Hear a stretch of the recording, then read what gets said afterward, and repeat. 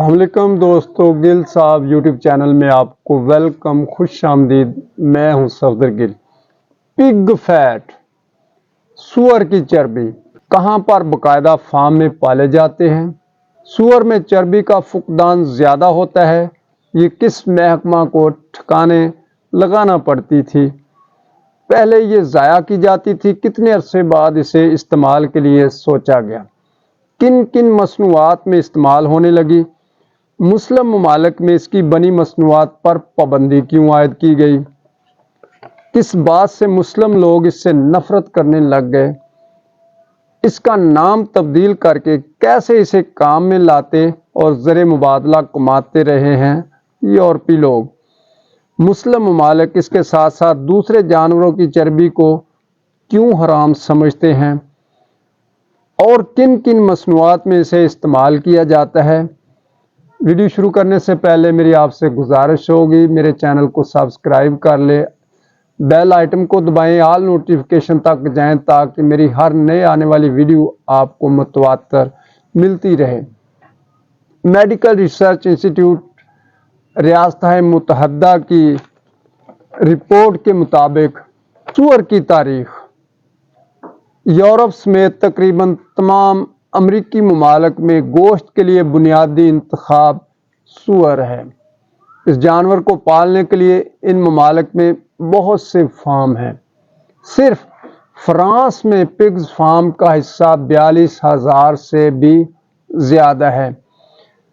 کسی بھی جانور کی چربی سے زیادہ چربی کا فقدان سور میں ہے، جس سے لوگ بچنے کی کوشش کرتے رہے۔ اسلامی ممالک کے لوگ اس چربی کو ٹھکانے لگانا ان ممالک کے محکمہ خوراک کی ذمہ داری ہوتی ہے۔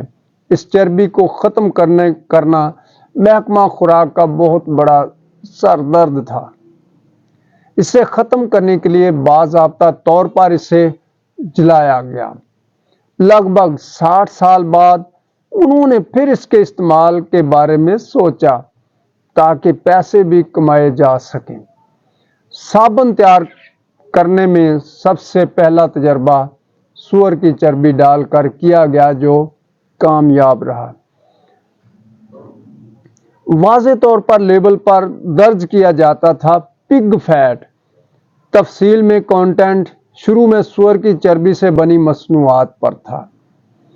چونکہ ان کی مصنوعات کے بڑے بڑے خریدار مسلم ممالک ہیں اور ان ممالک کی طرف سے ان مصنوعات پر پابندی عائد کر دی گئی، جس سے ان کو تجارتی خسارہ ہوا۔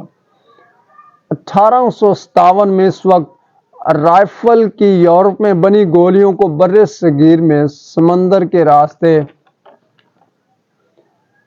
لانے کا جو ذریعہ تھا، سمندر کی نمی کی وجہ سے جو رائفل کی گولیوں میں پاؤڈر تھا وہ خراب ہو گیا اور اسی طرح وہ سارا ایمونیشن خراب ہو جاتا تھا۔ اس کے بعد ان گولیوں پر سور کی چربی کی پرت کو چڑھانا شروع کر دیا گیا، جو دانتوں سے نوچنے سے ہٹانے سے وہ استعمال میں ہوتی تھی۔ جب یہ بات پھیل گئی کہ ان گولیوں میں سور کی چربی کا استعمال ہوا ہے، تو فوجیوں نے، جن میں زیادہ تر مسلمان اور کچھ سبزی خور ہندو تھے، نے لڑنے سے انکار کر دیا، جو آخرکار خانہ جنگی کا باعث بنا۔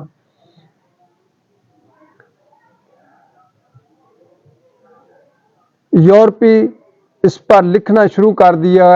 FIM لکھنے کے بجائے انہوں نے پگ فیٹ باشندوں نے ان حقائق کو پہچان لیا اور اس کے بعد یورپ میں رہنے والے تمام لوگ حقیقت کو جاننے لگ گئے۔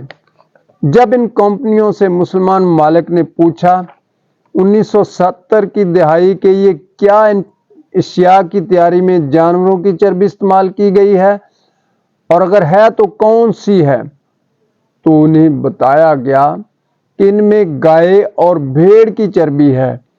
یہاں پھر ایک اور سوال اٹھ گیا کہ اگر یہ گائے یا بھیڑ کی چربی ہے تو پھر بھی یہ مسلمانوں کے لیے حرام ہے، کیونکہ ان جانوروں کو اسلامی حلال طریقے سے ذبح نہیں کیا جاتا تھا، اس طرح ان پر دوبارہ پابندی عائد کر دی گئی۔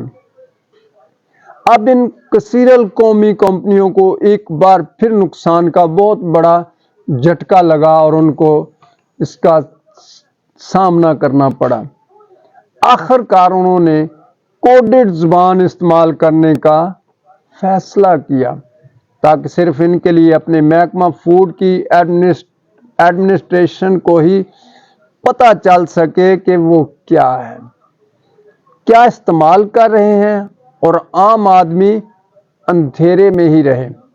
اس طرح انہوں نے ای کوڈڈ کا آغاز کیا۔ ای کی شکل میں کثیر القومی کمپنیوں کی مصنوعات پر لیبل کے اوپر لکھی جاتی ہیں ای گریڈینٹس۔ یوں آج کل ان مصنوعات میں دانتوں کی پیسٹ، ببل گم، چاکلیٹ، ہر قسم کی سویٹس، بسکٹس، کارن فلاکس، ٹافیاں، کینڈیڈ فوڈ، ملٹی وٹامنس اور بہت سی ادویات شامل ہیں۔ چونکہ یہ سارا سامان تمام مسلم ممالک میں اندھا دھند استعمال کیا جا رہا ہے، سور کے اجزاء کے استعمال سے ہمارے معاشرے میں بے شرمی، بے رحمی اور جنسی استحصال کے رجحانات میں اضافہ دیکھنے کو مل رہا ہے۔ لہذا تمام مسلمانوں اور سور کے گوشت سے اجتناب کرنے والوں سے درخواست ہے کہ وہ روزانہ استعمال ہونے والی ای گریڈینٹ کی فہرست کو لازمی چیک کر لیا کریں اور ای کوڈڈ کی مندرجہ ذیل کنٹینٹ کی خریداری کرتے وقت آئٹم فہرست کے ساتھ ملائیں۔ اگر نیچے دیے گئے اجزاء میں کوئی بھی ای گریڈینٹس کی اشیاء ہے تو وہ سور کی چربی والا ہے۔ میڈیکل ریسرچ انسٹیٹیوٹ ریاستہائے متحدہ ڈاکٹر امجد خان کی یہ سفارش ہے۔ براہ کرم اس وقت تک اس پوسٹ کو شیئر کریں تاکہ ہر مسلمان اور سبزی خور اس مہلک چربی سے بچ سکیں۔ بہت زیادہ خیال رکھیے۔ آج کے لیے اتنا ہی۔ اللہ حافظ۔